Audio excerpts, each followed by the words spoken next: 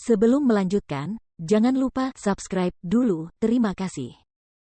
Bab 324, seekor keledai atau seekor kuda. Apakah menjadi putra mahkota Huang Yao pekerjaan yang mudah? Wajah kakek Seng tampak muram. Pada akhirnya, dia hanya bisa setuju. Bagaimanapun, dia merasa terlalu malu untuk pergi ke Seng Xiao. Dialah yang menggantikan Seng Xiao dengan kakak keenam. Karena dia tidak percaya bahwa tanpa Seng Xiao, Huang Yao tidak akan dapat beroperasi seperti biasa. Mama Seng mendengar percakapan mereka di balik pintu. Ia menyeringai. Ia ingin melihat berapa lama kakak keenam bisa bertahan. Mereka menolak untuk diyakinkan sampai mereka dihadapkan dengan kenyataan yang mengerikan. Saat sarapan, kakek Seng berkata, kalian tahu ada anak yang tidak berbakti di keluarga Seng. Agar kakak keenam bisa beradaptasi dengan pekerjaannya, kalian semua harus membantunya beradaptasi dengan pekerjaan Seng Xiao secepat mungkin. Ada masalah? Tidak, kata Mama Seng. Bibi tertua, tidak mungkin Bibi mau menolongku dengan tulus, ucap kakak keenam dingin kepada Mama Seng. Saya 100% tulus dalam membantu Anda. Bagal atau kuda, kita akan tahu setelah diuji. Setelah mengatakan itu, Mama Seng berdiri. Anda bisa terus makan. Saya sudah kenyang. Sebenarnya, kakek Seng tidak hanya membiarkan kakak keenam mengambil alih posisi Seng Xiao, ia juga memberinya tim terbaik di seluruh negeri untuk membantunya dalam merundingkan kontrak bisnis dengan mitra bisnis mereka. Namun, Mama Seng sama sekali tidak terganggu. Sebentar lagi akan ada pertemuan penting dengan seorang Jerman. Seng Xiao lah yang telah mengatur semuanya. Namun, karena kakak keenam adalah orang yang bertanggung jawab, biarkan saja dia pergi dan bertemu dengan orang Jerman itu. Kali ini, dia ingin memberitahu kakek Seng bahwa ada beberapa hal yang tidak semua orang bisa lakukan. Perusahaan internasional selalu memiliki departemen manajemen inti yang ketat. Akan tetapi, selama bertahun-tahun, Seng Xiao lah yang melakukan semua pekerjaan sendirian. Kakek Seng tahu kerjasama ini sangat penting, jadi ia mengingatkan kakak keenam untuk menanganinya dengan hati-hati. Untuk mencegah pihak lain menutup teleponnya, saudara keenam tidak memberitahu orang Jerman itu tentang penggantian orang yang bertanggung jawab. Ia malah mengirim anak buahnya untuk melayani orang asing itu. Namun, ia tidak tahu bahwa tindakannya itu menipu. Dan ia tidak tahu bahwa di mata orang Jerman, tindakan itu sangat menjijikkan. Mama Seng memberitahu Seng Xiao tentang apa yang dilakukan kakak keenam. Namun, saat itu Seng Xiao sedang memancing di Sen Mansion dan menikmati kebebasannya.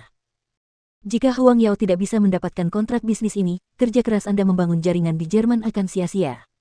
Biarkan saja, kata Seng Xiao. Ini juga berarti bahwa pendapatan Huang Yao pada paruh kedua tahun ini akan turun secara signifikan.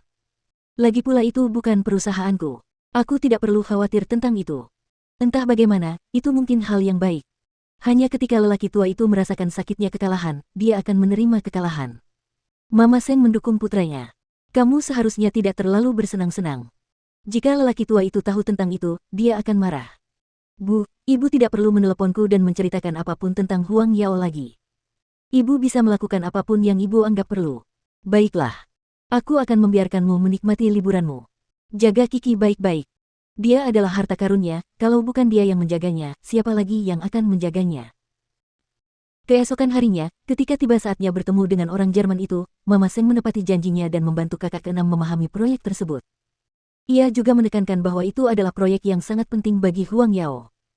Saudara keenam sangat gugup, tetapi dia tidak punya pilihan selain pergi ke medan perang. Namun ketika orang Jerman itu melihatnya, dia bertanya, siapa kamu? Saya di sini untuk bertemu Tuan Seng Xiao untuk proyek ini. Saya minta maaf, tetapi karena beberapa keadaan yang tidak terduga, Seng Xiao tidak lagi bertanggung jawab atas proyek ini.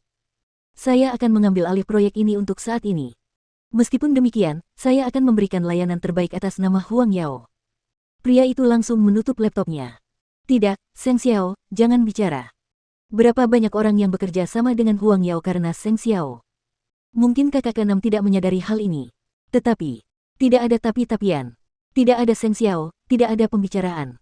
Ada apa denganmu Huang Yao? Semuanya berjalan lancar. Mengapa tiba-tiba kau mengganti orang yang bertanggung jawab? Tidak apa-apa jika kau mengganti orang yang bertanggung jawab, tetapi mengapa kau tidak memberitahu kami sebelumnya? Perusahaan yang tidak bertanggung jawab seperti milikmu tidak pantas mendapat kesempatan untuk bekerja sama dengan kami.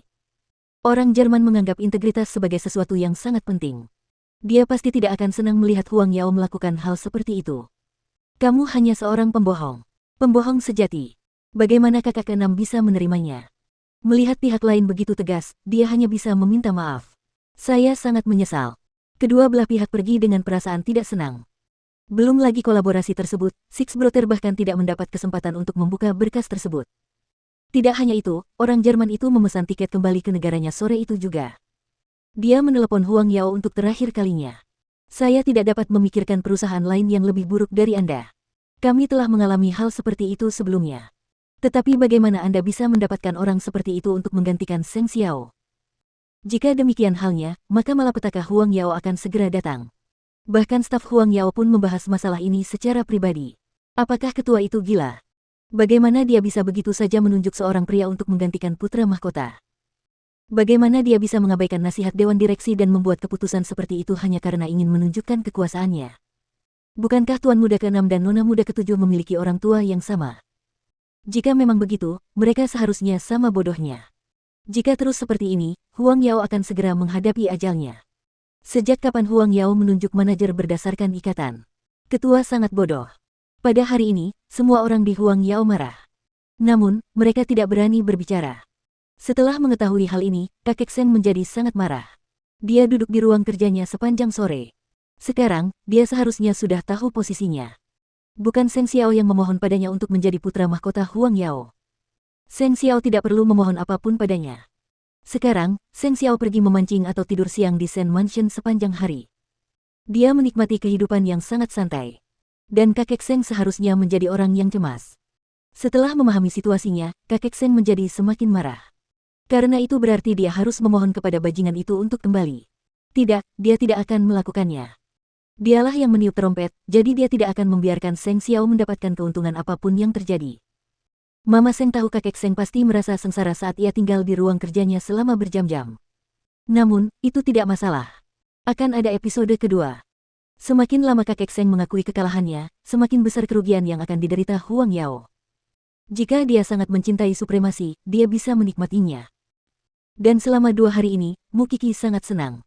Xiao Xiao tidak perlu bekerja, jadi mereka berdua hanya berdua sepanjang hari. Tetapi dia tahu bahwa kehidupan seperti itu tidak akan berlangsung lama. Xiao Xiao adalah milik Huang Yao. Namun, itu bukan milik kakek Seng.